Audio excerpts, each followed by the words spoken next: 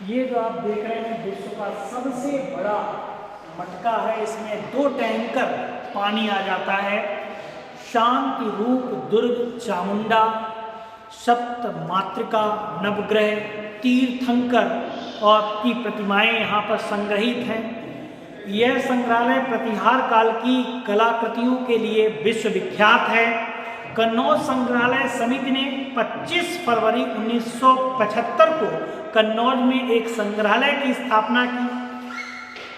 वर्ष 1995 में संस्कृति विभाग द्वारा इस संग्रहालय को अधिग्रहण करने का निर्णय शासन द्वारा किया गया और 29 फरवरी 1996 को पुरातत्व संग्रहालय को शासकीय संग्रहालय घोषित करते हुए राजकीय पुरातत्व संग्रहालय का स्वरूप प्रदान किया गया।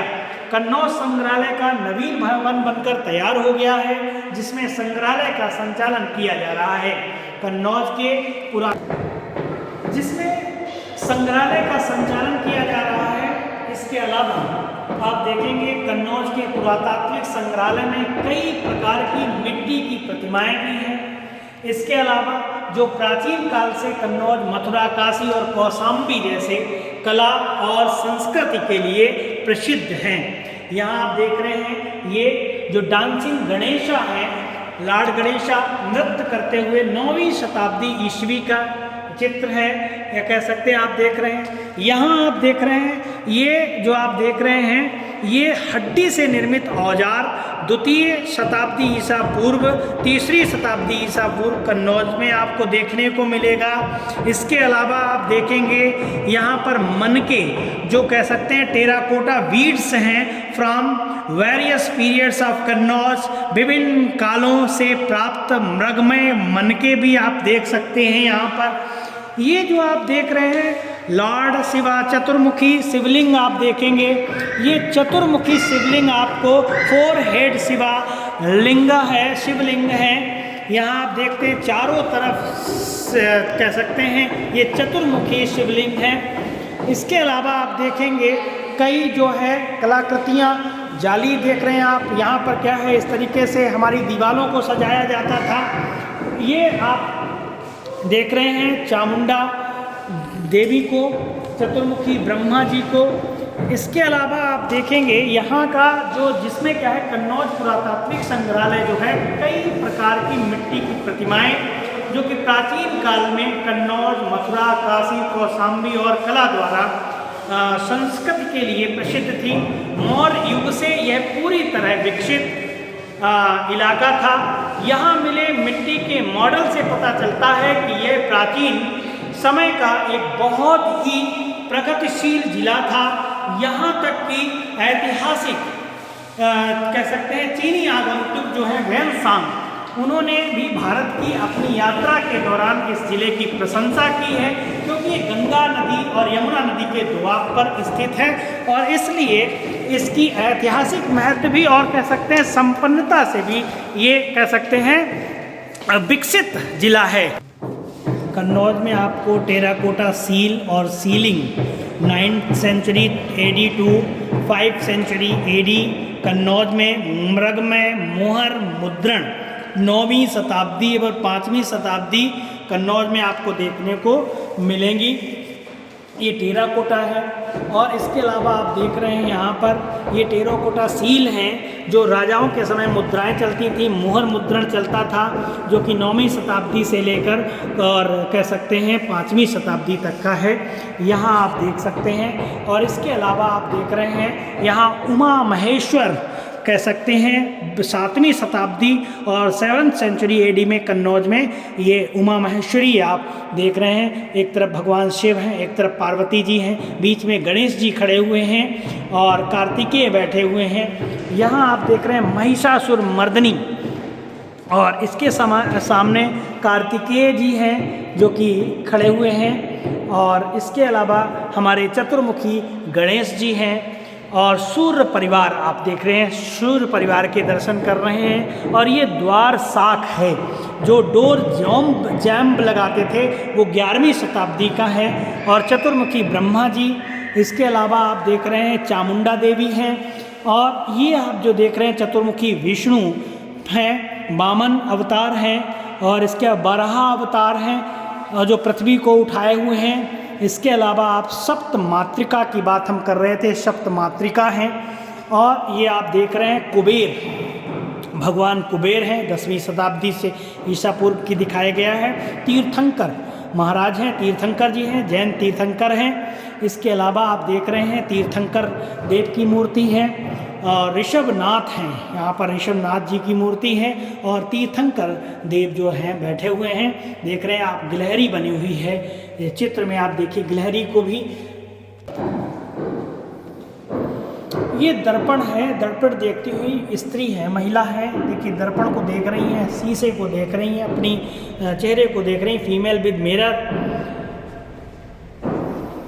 यहाँ पर गरुड़ और आसीन विष्णु हैं, गरुड़ पर आसीन है। मौखरी वंश, कन्नौज में मौखरी वंश की स्थापना 510 ईस्वी में हरिवर्मा ने की थी। और मौखरी लोग जो हैं गुप्त वंशों के सामंत थे। जैसा ये गुप्त वंश आप देख रहे हैं, गुप्त डायनेस्टी 319 ईस्वी से 550 ईस्वी तक कन्नौज पर शासन करते हैं। तो यहाँ गुप्त वंशों के सामंत जो रहे हैं वो मौखरी वंश के शासक गुप्त वंशों के सामंत रहे हैं, जो कि 510 में हरिवर्मा ने इसकी स्थापना की थी। मौखरी लोगों ने गुप्तों के सामंत थे। ये मूलतः गया जिला जो कि बिहार में पड़ता है, वहाँ के निवासी थे। मौखरी वंश की स्थापना उत्तर गुप्त काल के पतन के बाद हुई थी, और इस वंश के अधिकतर लोग कन्नौज और बड़वा क्षेत्र राजस्थान में भी फैले हुए थे। 3री सदी में इनका प्रमाण मिलता है। मौखरी वंश के राजाओं का उत्तर गुप्त वंश के चौथे शासक कुमारगुप्त के साथ युद्ध हुआ था, और इस युद्ध में ईशान वर्मा ने मौखरी वंश के शासकों से मगध प्रदेश जो है वो छीन लिया था। मौखरी वंश के शासकों ने अपनी राजधानी कन्नौज बनाई और शासन। कन्नौज का प्रथम मौखरी वंश का शासक हरिवर्मा था, और हरिवर्मा ने 510 ईस्वी में शासन किया था। उसका वैवाहिक संबंध जो है उत्तर गुप्त वंशीय राजकुमारी हर्षगुप्त के साथ हुआ था, और ईश्वर वर्मा का विवाह उत्तर गुप्त वंशीय राजकुमारी उपगुप्त के साथ हुआ था। और इनका शासन कन्नौज तक ही सीमित रहा है, ये उसका विस्तार नहीं कर पाए थे। और इस वंश, यह जो राजवंश था, 3 पीढ़ियों तक शासक रहा। हरदा से प्राप्त एक लेख में यह स्पष्ट होता है कि सूर्य वर्मा तथा प्रतापी राजा जो थे, उसके बाद मौखरी वंश का अंत हो जाता है। जो ईशान वर्मा का एकमात्र उत्तराधिकारी ग्रहवर्मन था, और जिसे उसके राज्यारोहण के तुरंत बाद गुप्तों ने हरा दिया और मार डाला। देवगुप्त ने उसकी हत्या कर दी थी। इसके बाद जो उनके बहनोई हर्ष ने जो है लगभग 606 ईस्वी में गुप्तों को बाहर निकाल दिया, और इस तरह मौखरी साम्राज्य पर नियंत्रण हासिल कर लिया। और इसके बाद मौखरी परिवार जो है गुमनामी में खो गया।